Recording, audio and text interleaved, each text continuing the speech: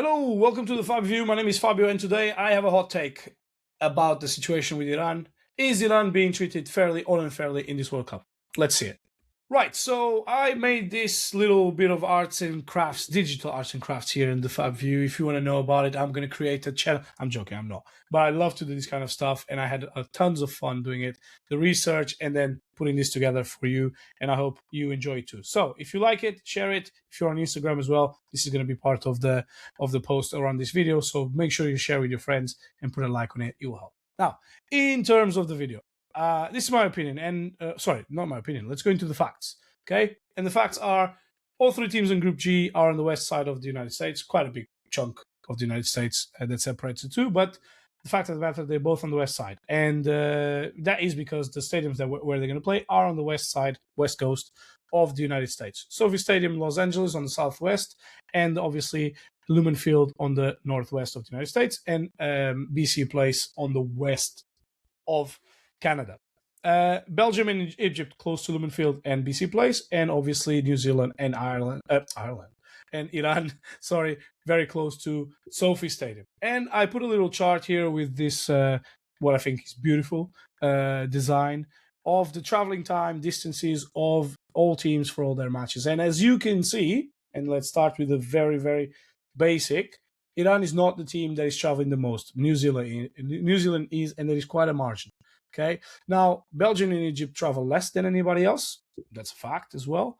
But that will always happen in a World Cup. There is always going to be teams that travel a little bit more, teams that travel a little bit less. And the good thing about this extended World Cup is that there's a lot of recovery time between games. Games for these groups start on the 15th of June. They go on the 21st of June and then 26th of June. So there is plenty of recovery time, plenty of time to travel, plenty of time to practice, and do everything that you need to do to be prepared to perform. So in that regard, Iran is not being treated unfairly. Iran is being treated like anybody else. Point number one. Now, point number two. Iran has to travel to and from Tijuana into the United States and out of the United States on the day of their games. This is an imposition that obviously is only made to Iran and nobody else. Point number one. And I'll go into the psychological side of this situation, but let's talk about the physical and tactical side of it. Is it impactful to travel on the same day and return the same day? Not really. In fact, there's a lot of teams that do this in continental competitions, there being nations competitions, or most normally, most recurrently, club continental competitions. Now, does it happen all the time? No. Normally, the teams travel the day before. They spend a few hours or maybe the entire day on the city where they're going to play. They maybe have a little training session, adaptation to the pitch, etc. And then they normally return either the same day or night, or the day after, right after the day after the game, basically, is played. Is it a problem to return right after? Absolutely not. It happens all the time. Okay, especially in countries like England, where teams go to Europe, play their games, and then return because they have a game 3 days after. They usually travel right after the game is finished. This is not a problem. This happens all the time. And from a physical standpoint, I would say personally, as a coach, I would prefer to travel earlier, start my recovery earlier. It's simple as you don't start your recovery, then you travel, especially long distances, and then you continue your recovery. Normally, you want to do it: travel, start recovery, and then you go through the process all the way until preparing to the next match and playing the next match. So, not a problem necessarily. Can be said that would it be better if they could travel the day before? I think so. But then it's, again, if you travel the day before, you less time of practice and all that stuff. It also can impact. There is benefits and not so good things about both situations. I prefer travel right after the game. I would prefer to travel the day before the game to the city and then leave right after the game. That's my opinion. Another coach might feel different. Another player might feel different. Comment down below if you have an opinion about that. Now, let's go into the psychological side of things. And this is where things start to get tricky. Because one thing is you choosing to do it. Like I said, I prefer one over the other. I choose to do it, and I'll reap the benefits or I'll reap the problems of my choice. Okay? It's a strategic choice. This is not a choice for Iran. And that's where I start to have problems with this situation. And by the way, I'll leave it for the end of this video, but I don't have problems with the United States about this. I have problems with FIFA about this, but I'll tell you why and what would be my solution to that at the end of the video. Now, the last bit about location. Iran, and again, big fuss about this. Iran was forced to relocate from Arizona to Tijuana. Point number one. It's actually better to be in Tijuana than it is to be in Arizona at this time of the year, especially because they play 2 games in Sophie Stadium, which, by the way, I didn't remember to say that before, but they play 2 games in Sophie Stadium, which is 1 hour and 15 minutes airplane flight from Tijuana to Los Angeles. Okay, so if we talk about decompression factors and how this can impact the recovery, it doesn't impact. We talk about longer stretches of travel that will really impact the body and physiologically impact the players and their recovery. 1 hour 15 minutes doesn't impact anybody. Okay, it's literally go boop boop. You're out of there. You barely go into an altitude where you're gonna, and you spend time in an altitude, you're gonna have problems or have delays on your recovery at all.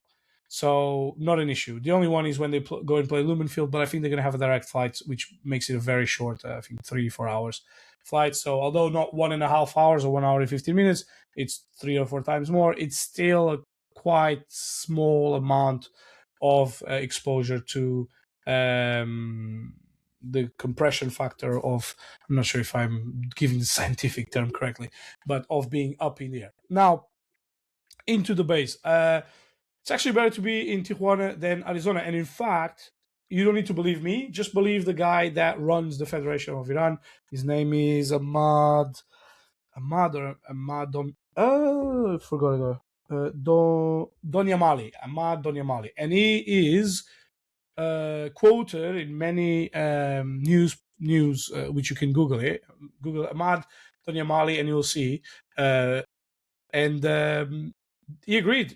He was like, no, this is actually good for us. We don't mind this at all. The problems came now more recently with the visa restrictions imposed to several staff members, which is the next bit that I'm going to talk about, where several staff members from the coaching team, medical team, physiological team, and analysis as well, several members of staff are not allowed into the United States. So they're not going to be in these 3 games helping their team. And again, I go back to the same.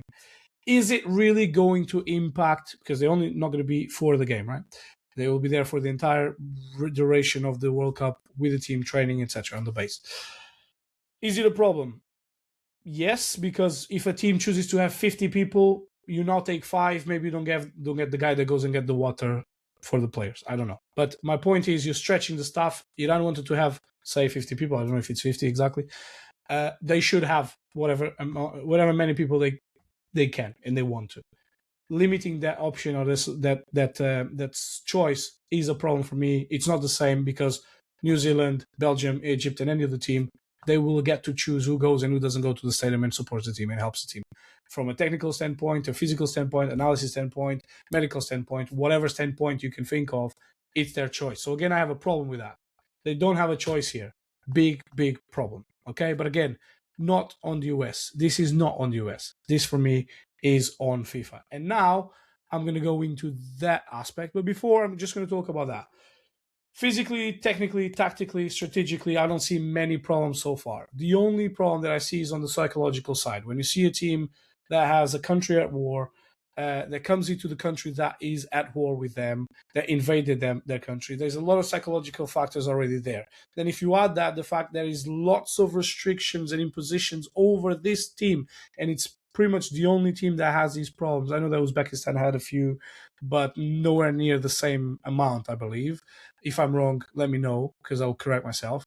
That is a problem, because on the psychological side, you kind of feel like everything is against you and you're not welcomed in a stage where all you should be thinking about is competing in the World Cup. Now, this could be bad.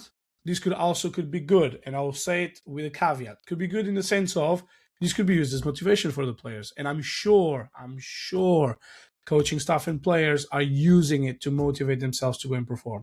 And they had a really good performance against New Zealand. They were unlucky to end up the game 2-2 draw, but they came back 2 times to equalize that game, which shows a team that has a fighting spirit and is there. And Iran is not going to go very far in the competition regardless, even if they were playing in Iran, okay, in my opinion. But it is a psychological barrier there. There's a psychological factor there. There can be a problem. And again, our job and the job of anybody involved in football is to remove any blocks, any psychological blocks, and let the players perform. Youth players, senior players, they need to have a clear, clean head to go and perform at their best. Simple. And the same goes for coaches, staff members, anybody. This is an experience that needs to be as enjoyable, but most importantly, as fair as possible. Okay? And it's not being done. And now that brings me to the last part. Who's responsible? It's not Iran, obviously. It's not the US. I'm sorry. States have the right to impose restrictions on people traveling in and out. Now, obviously, we in Europe are used to a free travel system, although we had the shock, obviously, of Brexit, and I live in UK, and it impacted in some ways the ability to move around, although not that much. Obviously, you would like to see a more open and maybe an exception made for this situation, but the government decided not to do it. Not a problem. This could be easily fixed, and this is the solution. It's very simple. This group has one stadium in Canada. Play this, the time that they have to go north, play it in Canada instead of playing in Lumen Field. It's a small distance. It's probably another hour and a half travel on an airplane. It won't make a difference. And if they go to Canada, they can travel the day before. And the other two games, make it in Mexico. Instead of playing in Sophie Stadium, make those two games in Mexico. It won't be a big deal. I'm pretty sure there's a game, a stadium on the northwest side of Mexico. Play it there. Change the games around. Make it so that, okay, the United States made this. We're not going to let this impact because we want Iran to be in a situation when they go into the field and everything is equal for everybody. Let's find a solution that doesn't have restrictions. That is the solution. Simple. No restrictions for Canada, no restrictions for Mexico. Your base is in Mexico. You play Northwest of Mexico. You don't change much for the teams coming down to play against Iran because they were already coming down to play the Sophie Stadium anyway, and you solve all the problem. And this brings me to the last point. I hope that Infantino goes, and I'm pretty sure he's going to go because this has been a debacle. And I'm not going to extend myself. I already actually recorded a video about this, but I didn't post it because I don't want to make this channel about politics. But it's been a shambles in so many things this World Cup outside of the pitch. It's been amazing inside the pitch, but awful outside the pitch. And such a shame because I actually absolutely love what the United States stand for in terms of the sporting culture, and I think they deserve much better as well. So yeah, that's my view. If you don't agree, comment down below. If you disagree, comment down below. Let me know your thoughts. Let me know what you think. I would love to hear from you. Again, my opinion is my opinion, and this is what I have for you today. Take care.